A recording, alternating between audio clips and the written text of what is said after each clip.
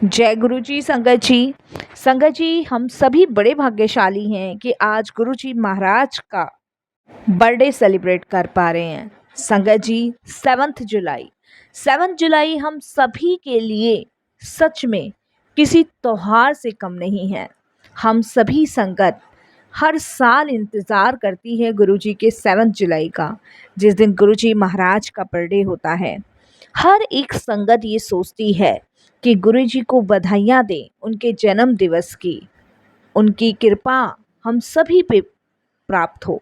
हम सभी ये अरदास भी गुरु जी के लिए लगाते हैं कि गुरु जी आप हमेशा खुश रहो, आप हमेशा मुस्कुराते रहो, अपनी कृपा दृष्टि सदैव इस गुरु परिवार पर बरसाते रहो। संगत जी, हम सभी गुरु जी महाराज से ये अरदास भी लगाते हैं कि गुरु जी सदैव हमें अपने श्री चरणों से जोड़े रखना, सदैव अपनी करुणा हम पर बरसाए रखना। हर साल हम आपका यूं ही बर्थडे सेलिब्रेट करते रहें और यूं ही सभी गुरु परिवार को आप ऐसे ही ब्लेस करते रहो। संगत जी, जब भी गुरु जी महाराज का बर्थडे आता है उस दिन हम लोग इतने खुश होते हैं कि मानो दुनिया जहाँ की सारी दौलत हमें मिल गई हो। संगत जी, गुरु जी कहते हैं कि जब मेरे दरबार तुम आते हो और मुझे बधाइयाँ देते हो, उसके बदले मैं तुम्हें रिटर्न गिफ्ट भी देता हूँ। और रिटर्न गिफ्ट में गुरुजी महाराज हमें ब्लेसिंग्स देते हैं, प्रेम देते हैं और ना जाने कितनी खुशियाँ हमारी झोली में भरकर हमें वापस भेजते हैं। इसीलिए संगत जी, हमें गुरुजी महाराज का बर्थडे बड़ी धूमधाम से मनाना चाहिए। गुरुजी के बर्थडे पे हमें पाठ करना चाहिए, पूजा करनी चाहिए, गुरुजी का मंत्र जाप करना चाहिए, गुरुजी को याद करना चाहिए और गुरुजी का केक कटिंग करना चाहिए और गुरुजी से यही प्रार्थना करनी चाहिए कि सौभाग्य हमें मिला कि हम आपका जन्मदिन सेलिब्रेट कर पा रहे हैं। संगत जी, ये एक त्योहार से कम नहीं है, तो प्लीज़ गुरुजी महाराज के बर्थडे को बहुत अच्छे से सेलिब्रेट कीजिए। ये नहीं है कि गुरुजी के बर्थडे को सेलिब्रेट करने के लिए आपको इधर उधर से कर्जा लेना पड़े, जो कि गुरुजी को पसंद नहीं है। गुरुजी महाराज चाहते हैं कि जब भी तुम मेरा बर्थडे सेलिब्रेट करो, जितना भी तुम्हारे पास है, चाहे अन्न का एक दाना ही क्यों ना हो, अगर वो भी तुम मुझे प्यार से भोग लगाओगे तो वो मैं स्वीकार करूँगा। तो संगत जी, प्लीज़ गुरुजी के बर्थडे को आप अपनी श्रद्धा भाव से सेलिब्रेट कीजिए, देखम देख के तरीके से सेलिब्रेट ना कीजिए।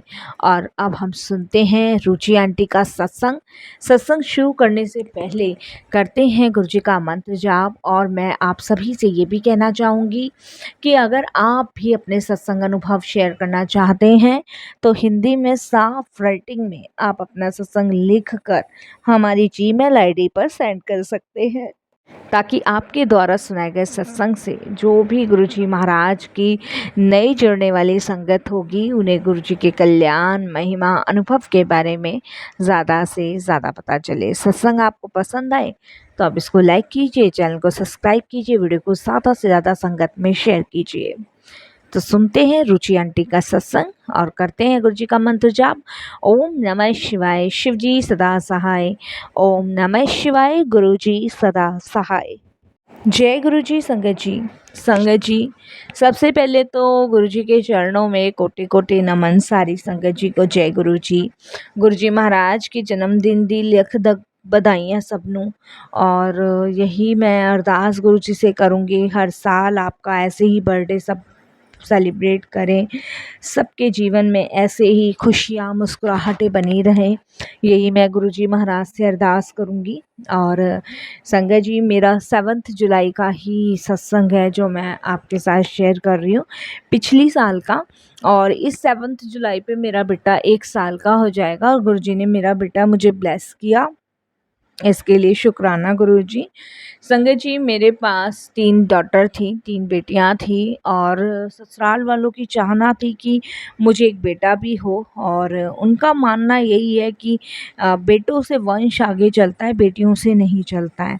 बट मेरा मानना ऐसा नहीं है और मेरे हस्बैंड का भी यही मानना है कि एक बेटा तो होना ही चाहिए। बट संगत जी, ये तो हमारे हाथ में नहीं है, ये तो ईश्वर के हाथ में है कि कब बेटा होना है, कब बेटी होनी है। लेकिन वो कहते हैं ना संगत जी कि कुछ लोग जो होते हैं ना, भगवान के लेख को भी मिटाना चाहते हैं।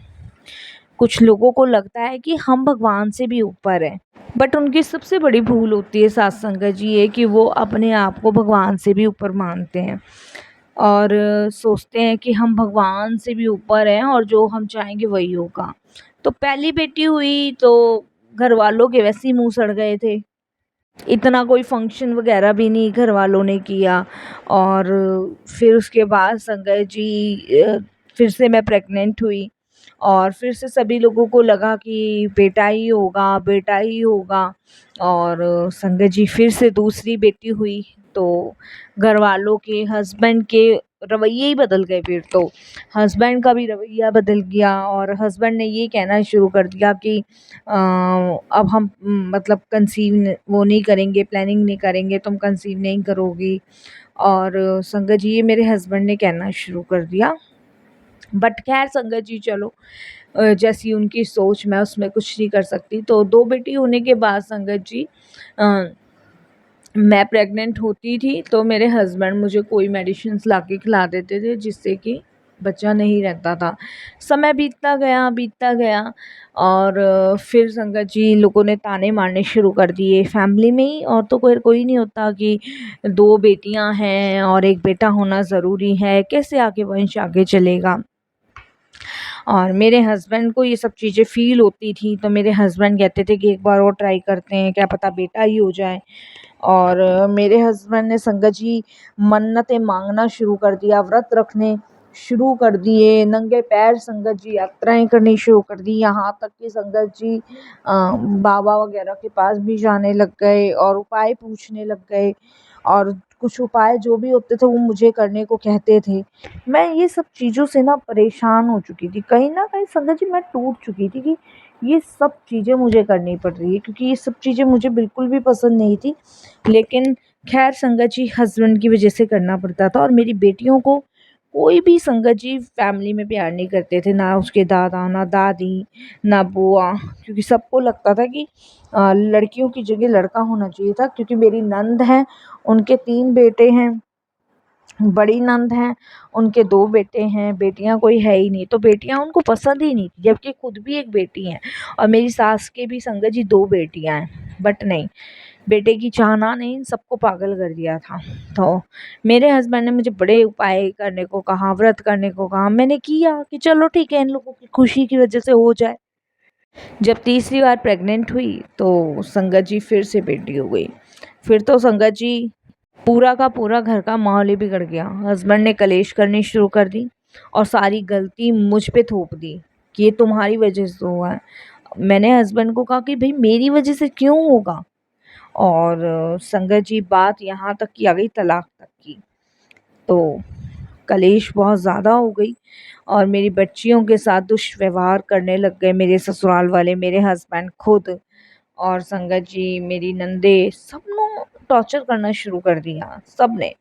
सबका यही कहना कि 3-3 बेटियां हो गई हैं, पुराने कर्म हैं, बुरे कर्म हैं और ये लड़की तेरे लिए सही नहीं थी, हमने गलती कर दी तेरी शादी करा के। मतलब ये सारी चीज़ें मतलब मुझे सुनने को मिलती थी, मेरी बच्चियों को सुनने को मिलती थी। जब से बड़ी बेटी हुई है तब से हम बर्बाद हो गए हैं, जब से छोटी बेटी हुई है तब से हम बीमार रहने लग गए हैं, जब से उससे छोटी बेटी हुई है, जब से हमारा बिजनेस चौपट हो गया। मतलब शगुन अपशगुन है ये बेटियां, मतलब इस तरीके के टॉर्चर किए जाते थे जो कि मुझे कतई पसंद नहीं थे। संगत जी बात इतनी ज़्यादा बढ़ गई मेरे हस्बैंड और मेरे बीच में कि हमारा डिवोर्स हो गया।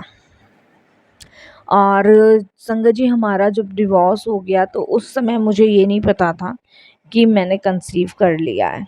और संगत जी लॉकडाउन के बाद ही हमारा डिवोर्स हुआ है, लॉकडाउन के बाद ही संगत जी हम लोग अलग हुए हैं। और उस टाइम पे संगत जी मैं प्रेग्नेंट थी, जिस टाइम मैं अलग हुई थी और जिस टाइम मेरा मेरे हस्बैंड से डिवोर्स हुआ था। उसके बाद मैं गुरुजी को मानने लग गई थी। मैं अपने पेरेंट्स के यहीं रहती हूँ संगत जी, इंदरलॉक में। और मेरे ससुराल वाले संगत जी आपने सुना होगा भजनपुरा, वो लोग वहाँ रहते हैं और मैं इंदरलोक रहती हूँ।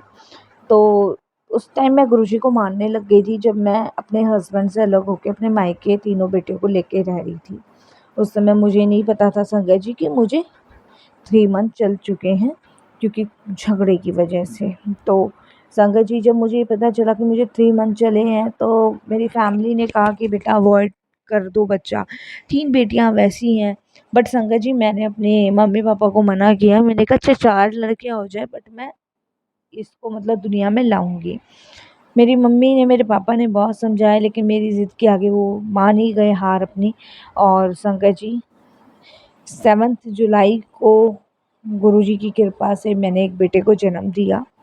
और मेरा बेटा कल 1 साल का हो जाएगा महाराज की कृपा से।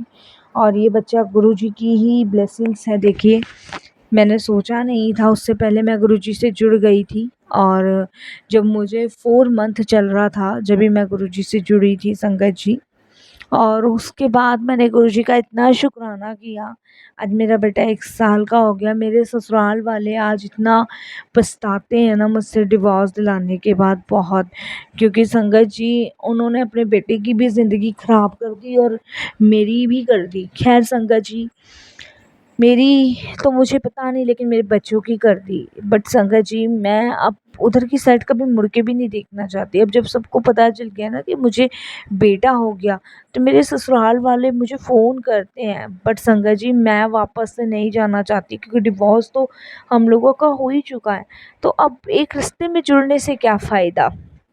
और बेटे के लिए ऐसा हुआ, आज बेटा हो गया तो मुझे वापस बुलाने को तैयार है। बेटा ना होता तो फिर। तो संगत जी इसीलिए अब मैं नहीं जाना चाहती। मैं सेल्फ डिपेंड हूँ और संगत जी मैं जॉब करके अपने बच्चों को पाल रही हूँ और बहुत अच्छे से पाल रही हूँ। मुझे किसी चीज़ की कमी नहीं है, गुरु की कृपा मेरे साथ है।